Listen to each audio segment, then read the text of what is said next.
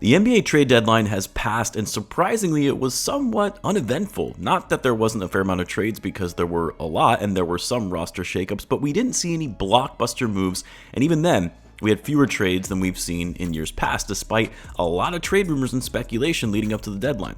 But while we can sit here and grade every trade that was made around the league, who won and lost each respective trade and how it's going to impact their team for the long run, one thing is for certain. The New York Knicks came out on top as the winner of the trade deadline. It pains me to say that as a Bulls fan, and I absolutely cannot stand the Knicks, but they killed it going into the deadline. A franchise that has been one of the biggest laughingstocks for the better part of 2 decades has finally started looking like a competently run organization. Now, we'll see where things go from here, but in this video, we're going to be talking about why the Knicks by far and away had the best trade deadline in 2024. Now, I know most of you watching, you're basketball fans, because why would you be watching a basketball channel if you weren't into the game of basketball? But if you're into football and you love watching the Super Bowl, then you're going to want to hear about this insane offer from the sponsor of today's video, Underdog Fantasy. Like, really, it's actually kind of crazy what they're doing here. Get this, they're offering a new customer special for anyone that signs up this week, where you essentially get a free pick'em for Patrick Mahomes, higher than 0.5 total yards. That's right, if Mahomes gets just 1 passing yard, you win. And unlike their normal pick'ems where you can win 20x your money by getting all of your pick'ems right, they're taking it up a notch where you can now win 100 times your money for pick'ems in the Super Bowl. They're also doing $1 million in giveaways in addition to all of this. And on top of that, they're also matching deposits up to $100, free money coming your way. All you have to do is sign up, use the promo code AND1HOOPS to get the special offer. As I've said before, it's a great way to also support the channel, and I really do appreciate it. Now, initially, I was going to do a video reacting and grading all the trades around the league, but I feel like content like that is a bit redundant. As I've said before, while it's fun to do grades right after a trade is made, you never really know who is going to come out ahead in a trade until 2 or 3 years down the line, especially when it comes to future draft picks included in deals. And while I liked some of the trades that were made, like I actually loved what the Hornets did, an embarrassing reality for a Bulls fan when both the Hornets and the Knicks are making competent moves, more competent moves than your own front office, but hey, that's where we are right now. But for the Knicks one, I actually did a video on the OG Anunoby trade and how the Knicks, in my opinion, clearly came out ahead in that transaction, given they didn't have to relinquish any first-round picks in the deal and brought in a player who was a perfect fit for what they needed. I know he's now injured, which is unfortunate, but the Knicks looked like a completely different team with him on the court and have been balling out ever since making that trade. I got a lot of hate in the comments talking about how I've lost my mind thinking the Knicks got the better end of the deal with the Raptors getting Quickley and Barrett. Quickley and Barrett will be nice for the Raptors long term, especially as Manuel Quickley develops further, but the Knicks going after one of the better two-way players in the league who fit the perfect mold for what they're trying to do in building a blueprint for a team that is trying to contend with Brunson and Randle, maximize their defensive potential with OG, and then build out the roster further by keeping key role players who all fit in need.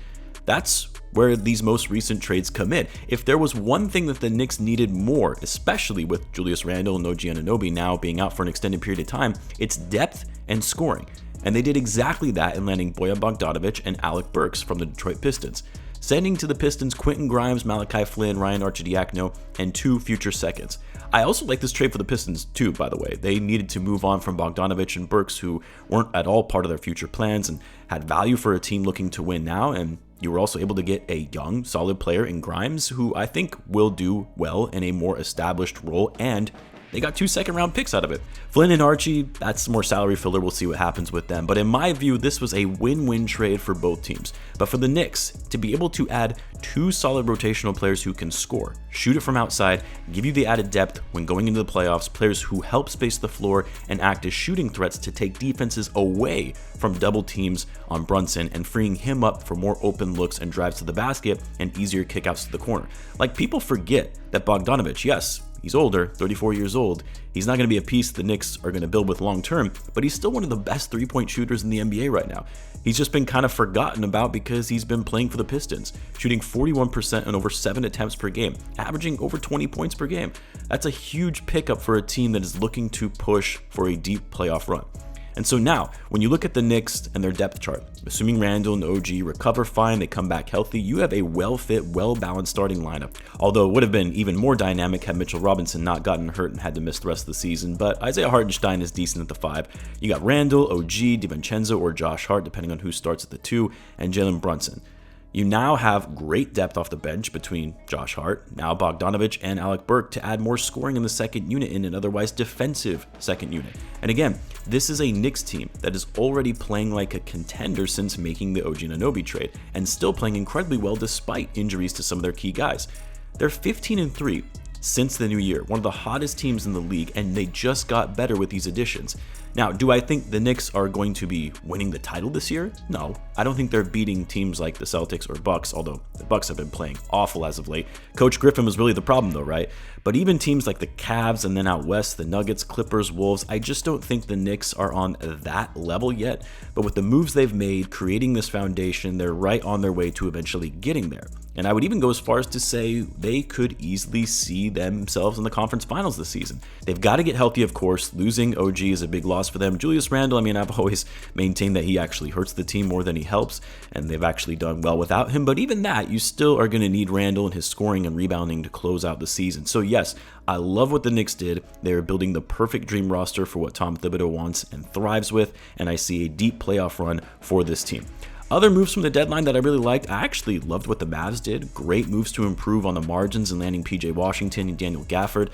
I thought they kind of gave up a lot to get PJ Washington, who has been pretty inconsistent of a player, but apparently they had been determined to move Grant Williams, so they got rid of a guy they didn't want anyway.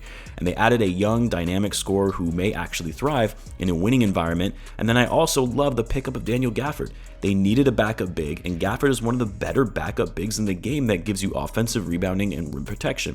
As a Bulls fan who got to watch Gafford in his early years, I loved his energy and hustle. This is a good get for the Mavs to really improve their overall roster. Obviously, it's not a blockbuster type move getting Washington and Gafford, but it's small moves like this to round out your rotation and give you depth that can make the difference come playoff time in winning a 7-game series. Pretty crazy that the Lakers, Warriors, Hawks, and the Bulls all stood pat. I know the Warriors made one minor move in moving Corey Joseph, but that was it. But teams who are all in the middle of the pack in their respective conferences, fighting for play-in spots, teams that are trying to win now. It's not like they're rebuilding, and they didn't do anything. I will say it kind of speaks volumes to the changing trade landscape of the NBA, where you have teams now a bit more hesitant to make big moves as they wait to see how the dust settles with the new rules of the CBA, with the new luxury tax aprons and financial risks of taking on long-term money in any trade deal.